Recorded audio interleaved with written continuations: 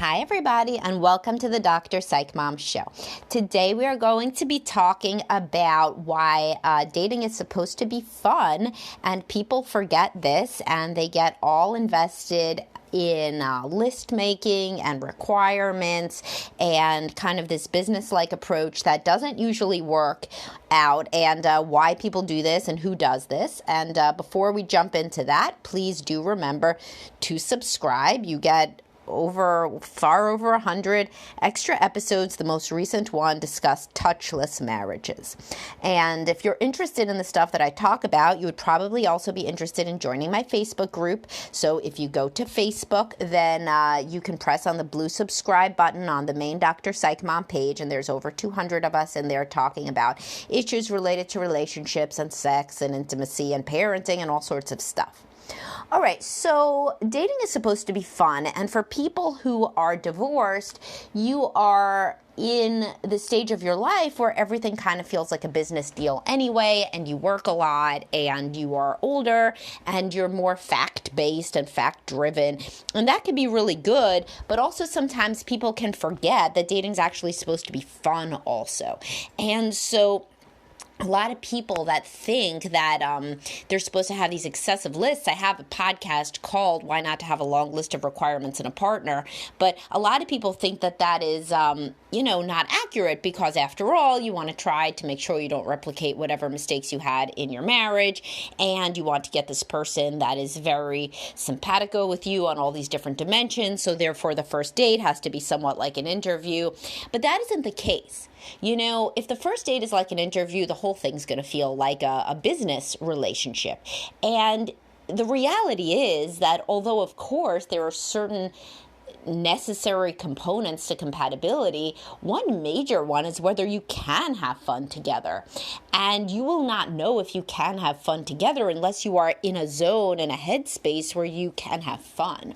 If you are trying to schedule dates from 6 to 7:30 on specific this day and this time, it's funny because a lot of people are parents, right? So of course you can only go to a dinner date on a night that you don't have kids. And I understand you need to plan ahead, but then sometimes I'll be like, well, why don't you meet this person for lunch or for coffee, during the work day when your kids are at school? And that would be more spontaneous. So, for example, you wouldn't have to wait 10 days to meet somebody that you're talking to. You could just meet them tomorrow for lunch. And it's kind of like it goes outside the box for a lot of people who are used to thinking very inside the box and very nervous about kind of their schedule and their time commitments. So the first way that I talk about, that I'm going to talk about making dating more fun, is to not stick to such a rigid schedule. Try to meet somebody that you click with on a dating app or somebody that introduced you to somebody or whatever. Try to meet them as soon as possible, and that could be a lunch date or a coffee date.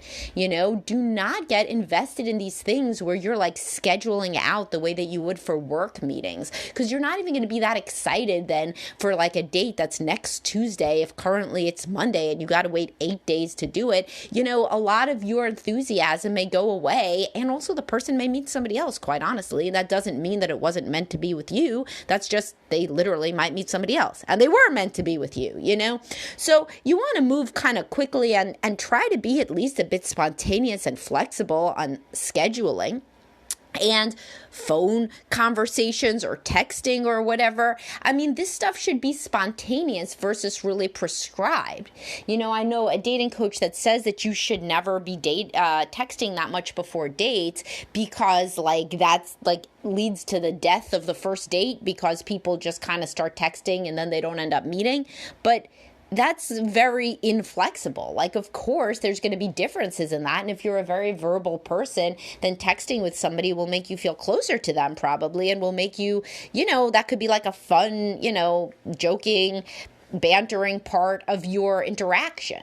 So I don't have any prescribed rules like that when I work with clients on whether or not you should text. And my one only rule is kind of meet them as soon as possible so that you could see if there's real chemistry. But aside from that, do whatever feels good. The same kind of thing as I talk about with when you should have sex. You should have sex whenever you want to. If you are a person who gets extremely anxious about being rejected after sex, that's something to work work on. But B, I guess then don't have sex on the first date if you don't want. But if you continue to wait forever and ever and ever, then you do not know about sexual compatibility.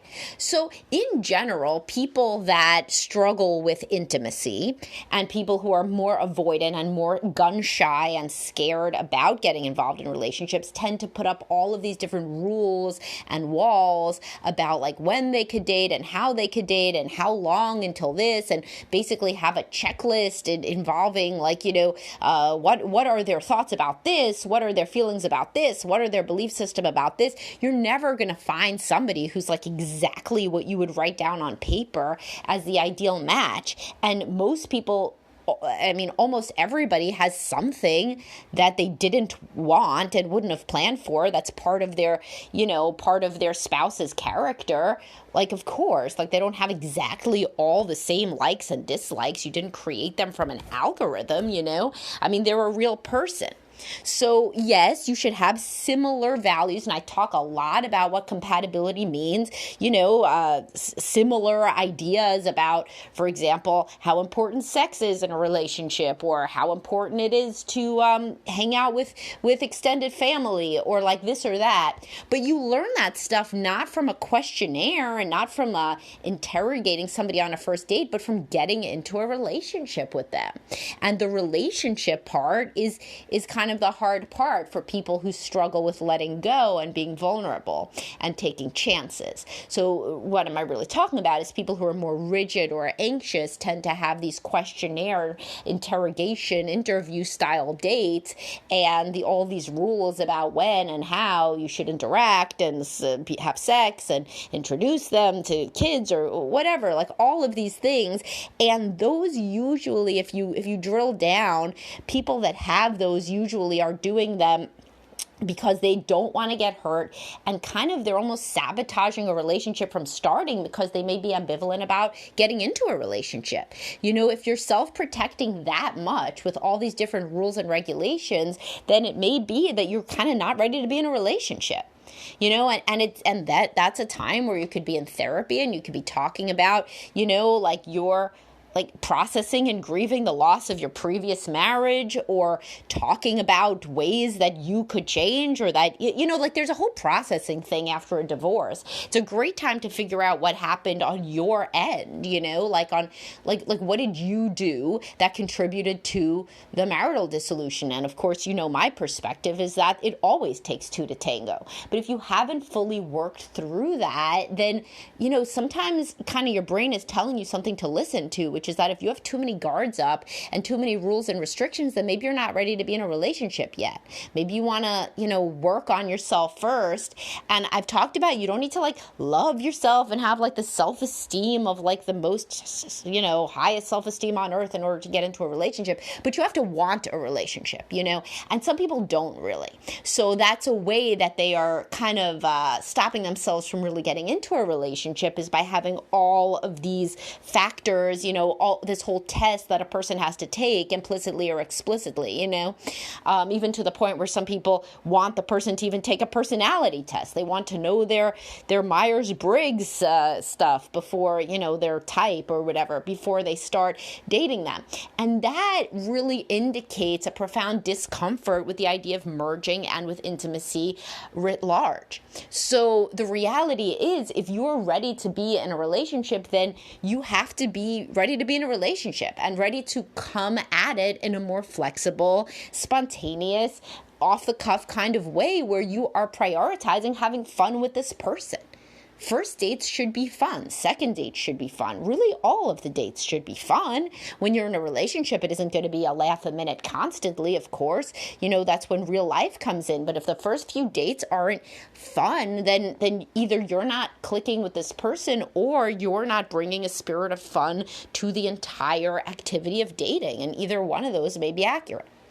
So if you have dated people, by the way, that have basically a laundry list of expectations for you and are basically interviewing you, then that's not a very good sign, because, they will continue to have these kind of hoops for you to jump through. And they obviously are coming at it more business-like and thinking more like it's a job, and you don't want to be somebody's employee. You want to be, the love of somebody's life, or at least one of the loves of somebody's life. And so, and if not, then even if you want just a fun, casual relationship, well, that's not fun or casual either. So steer clear and of people that are making you jump through hoops. And if you are one of the people that's making other people jump through hoops, then realize that the only people that are going to stay are people that do not really have very high self-esteem. Those are the people that are going to basically engage in your interview style dating, because other people would be like, this isn't really fun, and this doesn't feel pleasurable. This feels difficult. So you don't want to be difficult when you're dating. If you have the idea that you really want to be dating, then you should be trying not to be a difficult person. And this in no way means that you shouldn't try to kind of assess character, but you can do that along the way of fun and, pleasurable dating. So, for example, I talk a lot about women need to see that a man can take care of them. Certainly, but this doesn't mean that you are going to give him like an interrogation about ways he's treated previous women and how he's going to act with you. It's like a tone. Like some people have this very business-like tone on dates, and that is never what I'm talking about doing. What I'm talking about is to say something like, oh yeah, like I want to go to Italian food, and because you actually do want to go to Italian food, so it's genuine, and see if he goes to Italian food, or if there's a problem because he doesn't like Italian food, or he doesn't like that restaurant, or whatever. So within the context, it's like natural consequences with parenting.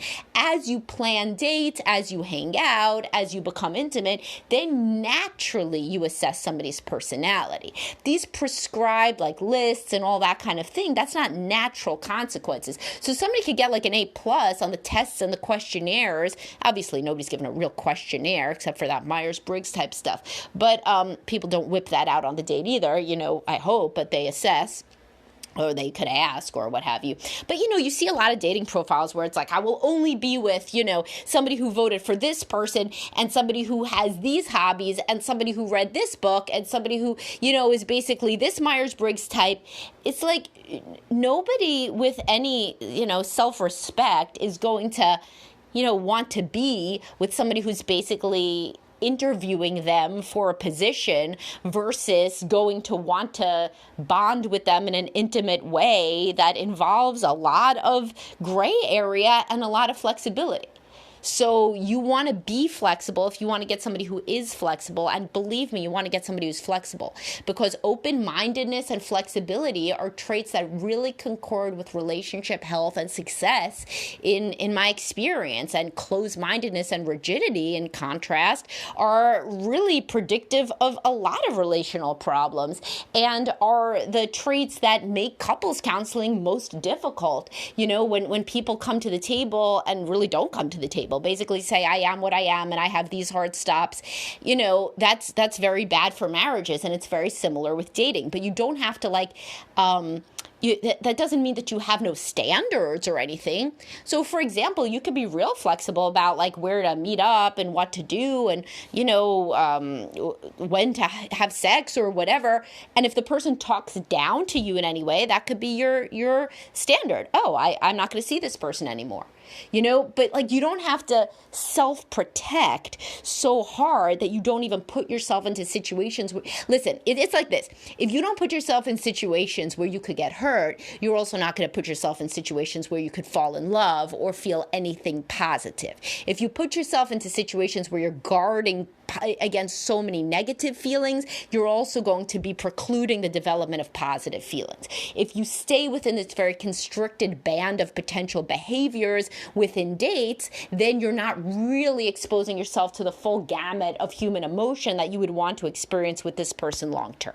So the open-mindedness and flexibility, lack of definite requirements. Yeah, you could have a couple of deal breakers, okay, but not really like a laundry list. If you have a laundry list of deal breakers, then it's possible that you're not really ready to be out on the market. And you want to talk in depth with a therapist probably about, why you have so many restrictions and whether this indicates a profound anxiety and ambivalence about moving forward in a relationship because you haven't fully processed what happened to the last one.